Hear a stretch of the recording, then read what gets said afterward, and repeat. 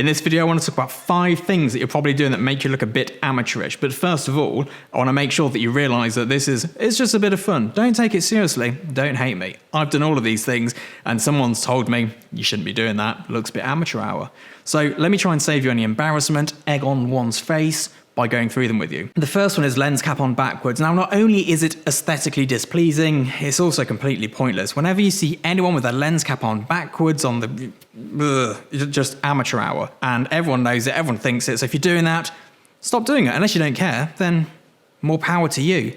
I'm too self-conscious. Put your lens cap on the right way. And the next one is a strange photographer stance. You know, that sort of, I'm ready to shoot a real gun sort of stance. We need to stop doing that. This is a male thing, and this is men over a certain age, and I'm reaching that age, or I've reached it perhaps. But there's a real sort of like, look how much space I need to take up, masculine sort of toxicity stance that we go for.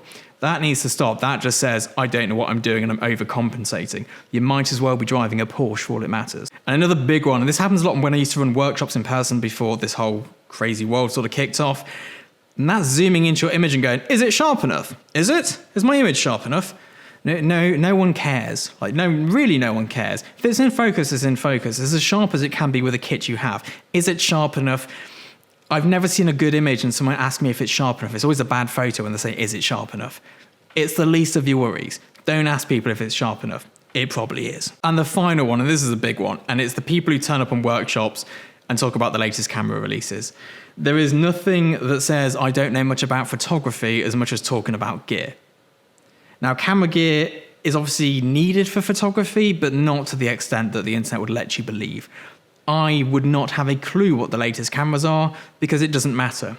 I have a camera that works, it does the job. When it stops doing the job, when it can no longer achieve what the clients need, I'll look for something else and I'll speak to a professional who knows about these things. But for the meantime, I have a Canon 5DS. That's what I used. A couple of 5DS or 5DSRs, whatever they are, the 50 megapixel ones. Was it the EOS 5R?